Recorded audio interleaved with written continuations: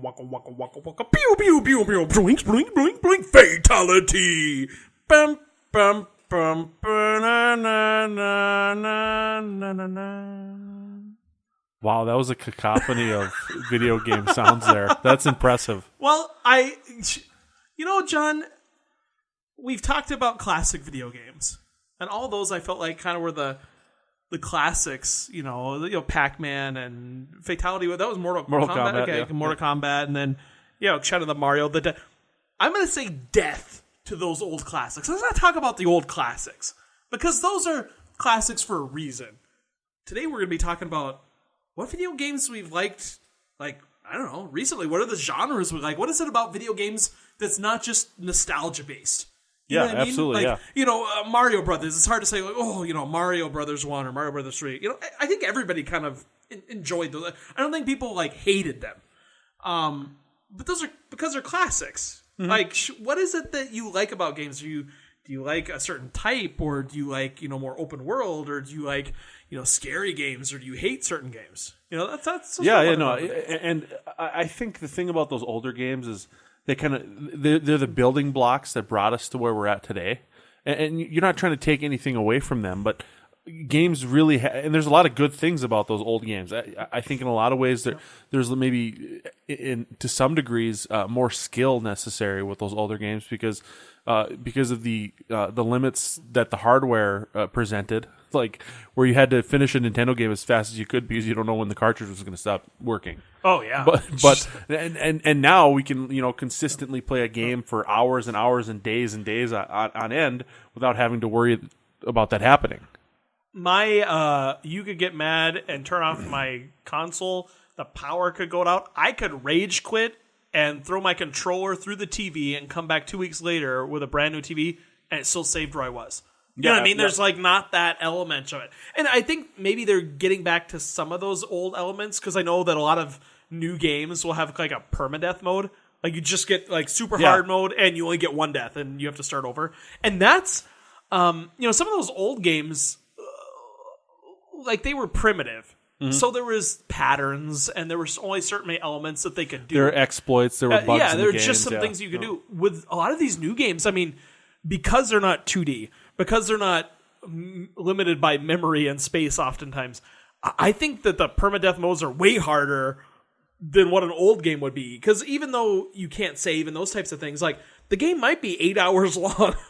And because of all the variables, you don't know what might screw you up. Whereas the old games, you're like, this one part, either I get it or I don't. Yeah, well, and there's also the element now, too, where the vast majority of games are multiplayer or online games where if you die and you do that permadeath where like you start back at zero, you're so much farther behind those characters those players that didn't die. Yeah. Or didn't start over. So, I mean, there's an added element of difficulty there. But, in terms of like genres of games that I really like now, it really kind of depends on how I'm feeling in a given moment. I'm not the biggest fan of first-person shooters.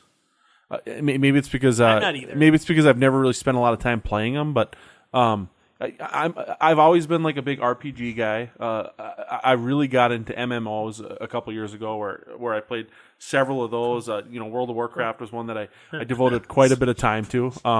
I could never do those because I know I would ruin my life. Like I don't have self-control. Yeah. The closest I've come is recently I've been playing Ark Survival Evolved. It's like this basically dinosaur game. You can tame dinosaurs and ride them and all this stuff. And I tend to play with a couple friends, and we just have a small server, like maximum 10 people, and I think there's like 4 of us that play. And so it's very small at this time. But I can just lose myself in that for hours. And you can have servers where you can have hundreds of people, but like I can just collect resources and, hit a tree with an axe for I'm not days. Familiar with that one. Oh, it's phenomenal. I'll have to show you a piece of it. But it's just one of those things that is so mind-numbing, but it's also so relaxing. Again, I can collect resources over and over and over and over, and it's like I'm accomplishing nothing in my life, but it's kind of relaxing and soothing. It's almost listening to a soothing song as you go to bed. Like I can just play this game, and it kind of has that, but I can devote my life to it. and I feel like I'm like waiting for the next time I can play. And if I ever got into like a World of Warcraft or something, dude, when it's I was gone. It's when I over. was really deep into WoW, it was like a second job. Like I would go to work for 8 hours, yeah. and then I'm like playing WoW for 8 to 10 hours, and you know. There was a lot of time. I mean, there were times like where my friends were going out like in the real world, and I was like, nope, can't go. I got to raid. God, busy. You know, yeah. So there's an element, but there was a lot of really cool relationships that I developed through playing that game, like friendships that I developed online and stuff. But and since then, like since I stopped playing, like I don't talk to those people anymore, but I do kind of miss them. Mm-hmm. Yeah. Because you never met them in the real world, but like they were people that you spent a lot of time with.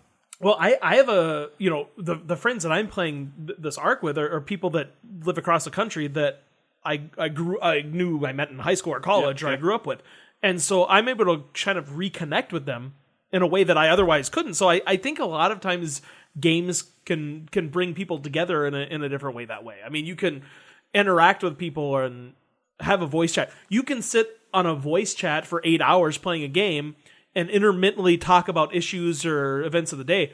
How often do you have a phone call over a minute and a half or are upset because it could have been a text?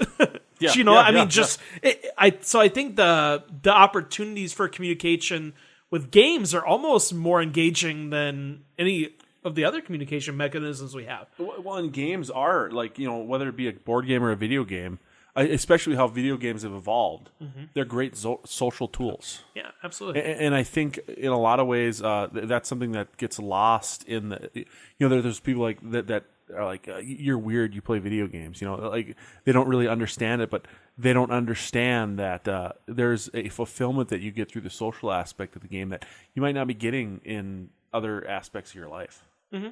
I think anything with game in it is positive. Board game, video game, mind game, I'll play them all. A mind game. That's I'll positive. Play mind games. Yeah. If you go back to our superpowers episode, we all know that Josh is all about mind games and controlling people and manipulating them. Nefarious. Now, the big series that come to mind for me are like Metal Gear Solid, God of War, Grand Theft Auto, Shadow of the Colossus. I mean, those are my kind of games. And I think one thing about most of them is they're pretty carefree and they're not as necessarily skills based.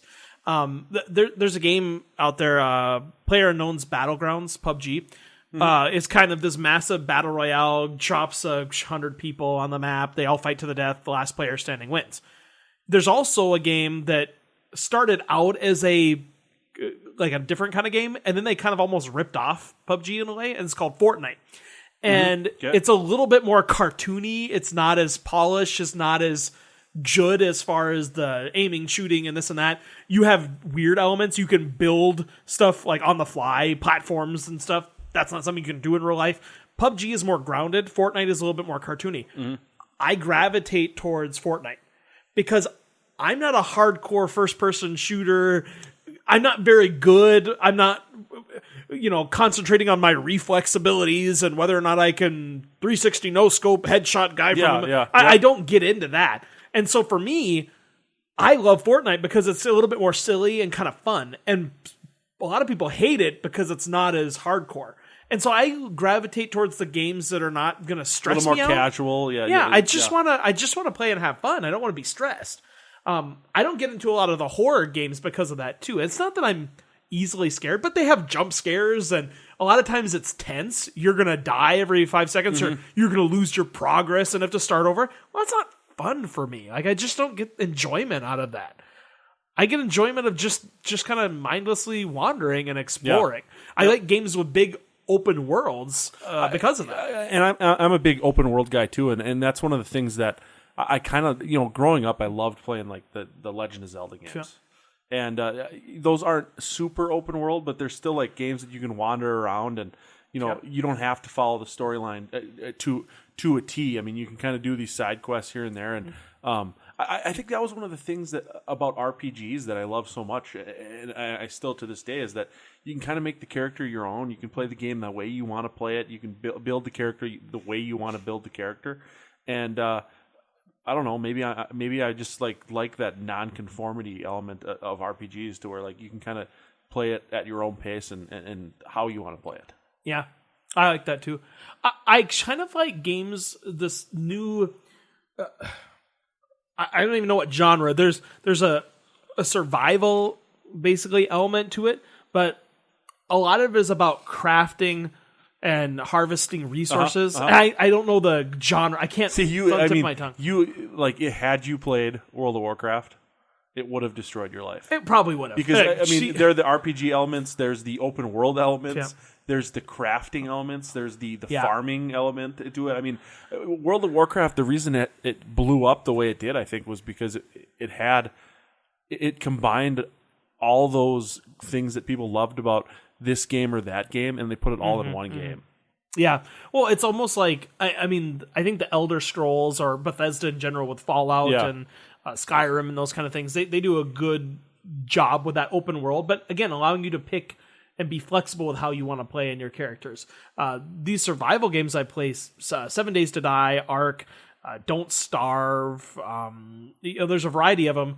Ark, I mean, you're basically trying not to die, and you just collect elements and resources, you become more powerful, and you kind of build. I like building. I remember being fond when I was growing up of The Sims, and I got away from that because it was kind of, I don't know, it just wasn't that great of a game, but I enjoyed that building my own home and having that element. And these games, it's almost like Minecraft. You just have so much flexibility with building, and you can get really creative. And again, it's a little bit more casual. I kind of like that. Yeah, well, and maybe this is one of the reasons that I just lost my train of thought there. And I don't know what I was going to say. This is an element where I can evoke the great Chris Farley. He was a Saturday Night Live sketch, and he said, "Trains, when they were handing out brains, you thought they said trains, and you got on one and you left or something." He had one of those I'm like, what? Yeah. It was like playing the stupid girl. No, but good segue, a good cover. Good fantastic. Cover. Yeah, well done. I do think that there's like those creative elements, but I would totally play, and maybe this game exists and I'm not unaware of it, but like Call of Duty, like a first person shooter, I would totally play a game where I could be like a wizard and like shoot lightning bolts or like have like magica elements. Well, that's Skyrim basically. Well, no, but like in a PvP type of thing where like you're logging in and playing against other players. Maybe I'm thinking like maybe I could summon a rock troll to attack these other characters. I think maybe the closest is like a Battlefront, and I don't play Star Wars, but I think there's more power driven stuff there. Yeah, you got like the force pushes and stuff. And are you familiar with Wolfenstein? Yeah. Oh yeah. I never played Wolfenstein. Never even really heard of Wolfenstein. Like I knew Doom, like the old 3D games. I didn't realize Wolfenstein existed, and a friend told me that Wolfenstein 2 was good, and I didn't play Wolfenstein 1. I didn't play the original Wolfenstein. Mm-hmm. So I bought Wolfenstein 2 like a Black Friday special, and I've been playing it. I thought it's kind of fun, and I had it sitting on the floor, and my girlfriend Sarah, who hates video games, she does not she thinks they're stupid and they're senseless. She doesn't play video games. She doesn't have motor skills when it comes to video games. She doesn't like anything about video games. She's like, shut the front door, Wolfenstein? I played that all the time when I was a kid. I'm like, what? That's awesome. Yeah. It came out of nowhere. And I think that games are a little bit of something for everybody. If you can find the niche that you like and you can find it's a way to come together.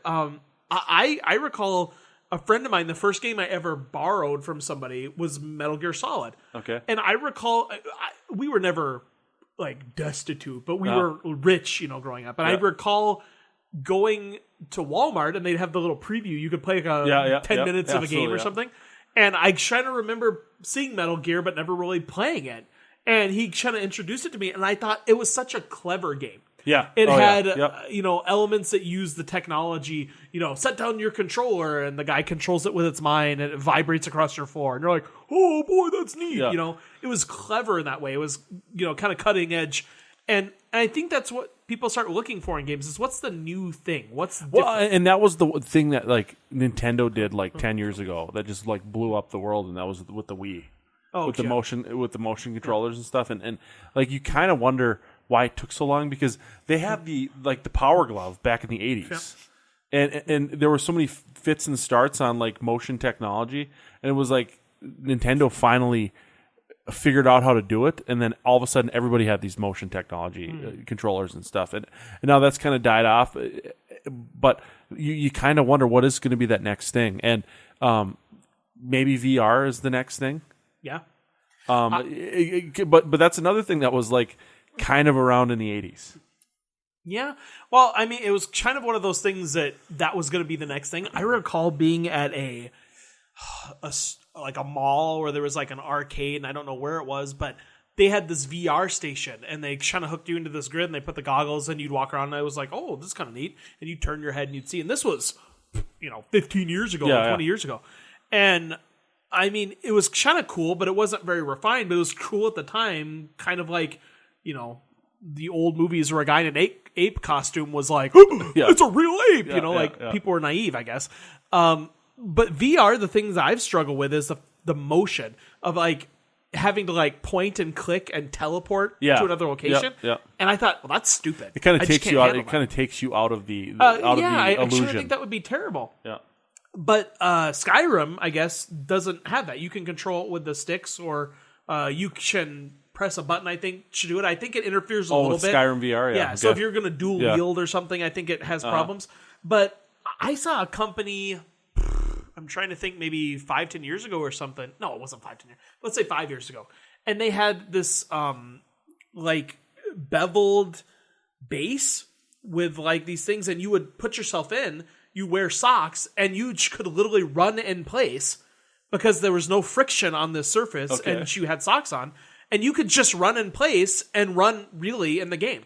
360 degrees, you could turn any direction, you could run for a mile, and you'd never mess up a cord, you'd never pull and that's like exciting to me because, and I asked you this earlier today, so I already know the answer, but have you read the book Ready Player One?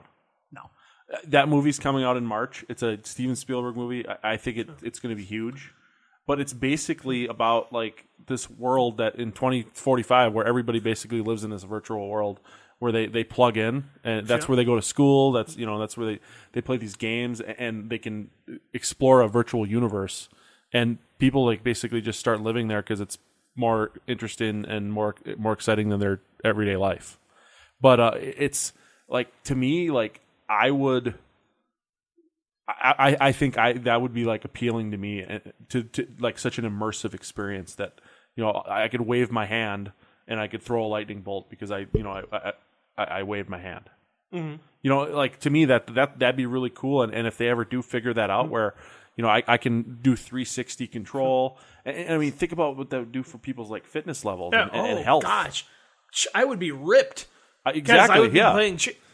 Like I said, those gather games, I'd be swinging that axe all day long. Like, I'd be beat. I'd be able to play for about an hour, and I would be exhausted. Yeah. And I think that would also be good, because I think if you were active in a game and you got tired of the game, that would be probably a good thing, because you limit the amount of time you're spending, and you're also being active while you're doing it. See, but that's another thing about Ready Player One is like they live in the world almost completely, like where they're watching TV in there, they're reading books and stuff in there, and it's just like it takes over their life, and that's kind of, I would be worried if it became like Second Life VR. You know what I mean? Yeah. Yeah. I concur. I agree with everything you say, especially the parts between when you started and when you ended. Oh, okay. Yeah, because you were paying such close attention. This is a great technique that I've learned. Smile and nod, and you kind of go with it. I mean, John, you're here so that I don't have to talk the full time. That's why you exist. All right. What else? You're a great partner in I appreciate that. World, yeah. But you have many differing opinions I don't agree with, but I still think you're not a terrible person. How did we get derailed? So I don't know. Video games, and all of a sudden...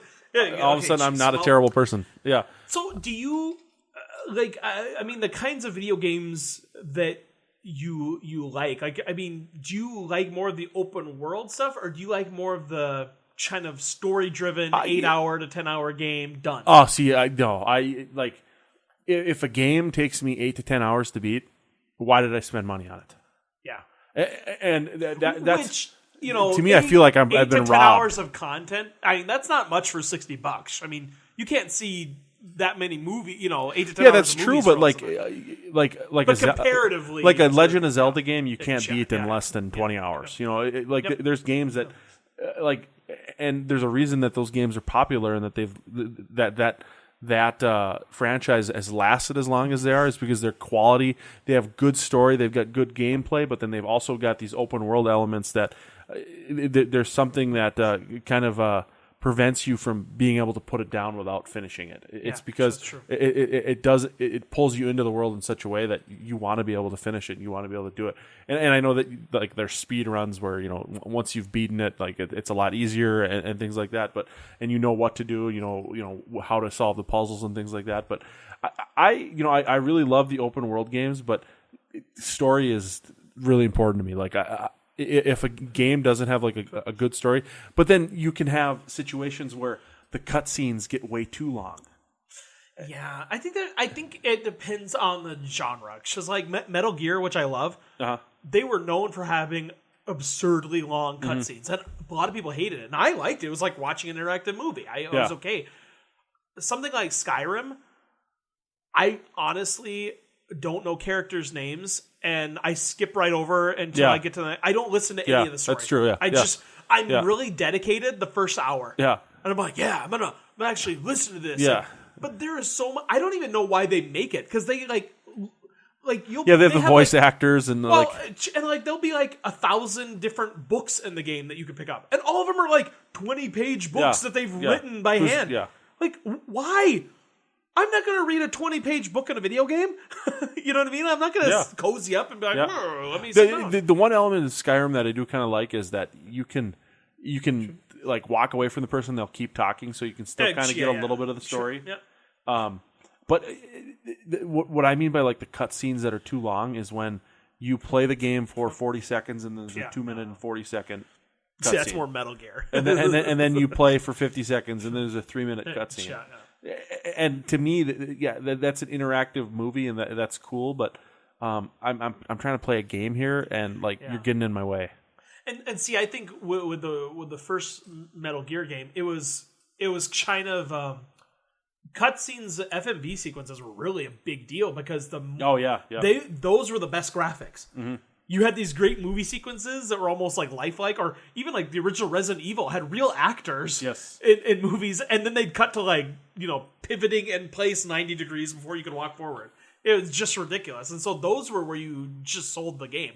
The first really good system I ever got was the PlayStation. And it was a long while after it originally came out because, again, I just didn't get the newest and the best stuff all the time. Because it was like, you had to be cautious of that kind of stuff financially. And I remember getting Parasite Eve. I don't know if you ever played that game. Yeah. Loved Parasite Eve. The cut sequences were phenomenal. Well, and the that game itself was like kind of like graphics like, but because during that time period, it was N64 and PlayStation. Yeah, and those were the two big ones. And that was the thing that PlayStation had over the N64 was the graphics and the quality of the cutscenes. Yeah, they were phenomenal. And even now, some of those hold up not terribly. And they're kind of cool looking even now. It's just because it was all 3D rendered stuff. They're a little polygonish and like the graphics aren't as sharp, but like that well, literally they're sharp because the edges are pointy and things like that. But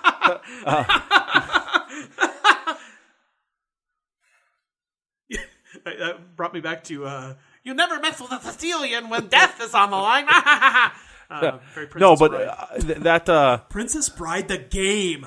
Where is that? That's a good question. That's a very good question. Did they even have like an old NES game or anything? See, that I don't know about. And that's a cool element of. I keep going back to this, but Ready Player One, like in that universe, they have where you can reenact movies. Like that's part of the simulation, as you can reenact movies. But I mean, Princess Bride the game. You're right. Where is that? Why has that never been made? I bet there was an old Nintendo game back in the day, or something like that. At this article, it's titled "I played the new Princess Bride video game, so you wouldn't have to." What year is that from? 2015. So I don't know. And I also seen that there's a Game Boy game, maybe. Was that created by a Reddit user? This is a mobile based game. Oh, okay. So that's not a good one. But then it kind of looks like there was a Princess Bride PC game that kind of looks like a knockoff. It has the Sicilian drinking the iocane powder. I mean, that's the little preview image I see. So it looks like it's kind of legit. It's $2.99. You're tempted to buy it. No, I'm not. But gosh, that would be a cool adventure it would be. game. Yeah. Let's You make could have a lot of side quests. It could be open world. Oh yeah. Yeah. I love open world, but I'm kind of getting frustrated with open world. So, Grand Theft Auto, open world, great. Yeah, absolutely. Loved it. Those games are Fabulous. awesome. And one of the biggest things, and I get excited about this, where they're like, the map is 10 times bigger than Skyrim. The map is 100 times bigger than the real world. If you walk from one corner, it'll be 100 days. And you get like, yes, it's going to go so fast. I'm playing Assassin's Creed Origins. Again, another of those holiday buys after the fact kind of thing. And it's too big. It is too big.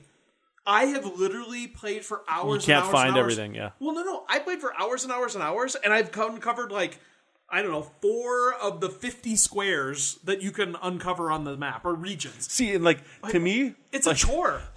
To me, Grand Theft Auto San Andreas was the best one of the entire franchise. Jetpacks, planes. That was when they really kind of took it to the next level, I feel like. But the really cool thing was how you could take over the neighborhoods in that game. Yeah. And then you could collect you basically get revenue from the neighborhoods that you took over. And that to me that was one of the coolest things. And now in a game, it sounds like Assassin's Creed Origin, the world would be way too big to be able to manage that. Yeah, it's too overwhelming. Where I'm a completionist too. So I'm like, I'm going to complete this game. I don't I'm at the point right now where I don't even want to keep going because I'm like, I'll just never get there. It's like a Sisyphean task. It's too big of a task. It's like an episode of Hoarders. Yeah. I always think, how do these people get to this point? But I'm like, it's almost, you don't realize it's a frog in a pond. It's a slow boil. Now you have that. And how do you clean it up? Where do you start? Yeah, and now you have the added element of downloadable content. Oh, where you could get 80% of the way. Yeah, 80% of the way, and all of a sudden they drop an expansion and it adds another map. I just can't. So I'm just on the fence because I want it to be big and open world. I want to get my bang for my buck, but do I want to have to play it 5,000 hours and then not even 100% it? Then you got to go back and get collectibles, and then this opened up because you did this, and now you got a new skill. I kind of struggle with that with some games. Where, let's say they have a base map, but certain areas are only accessible after you've gotten a certain item. See, and that's something I've always struggled with the Zelda games is, so I need the hook shot to be able to get over this gate, but it looks like I should just be able to jump around it. Yeah. Why can't I just do that? And then you got to come back to the same area again, and I'm like, there's a balance. If you're able to make the game 50 times bigger than it needs to be. But then you've got another game that is a fifth the size that it should be, and you reuse the same areas. Isn't there a happy medium?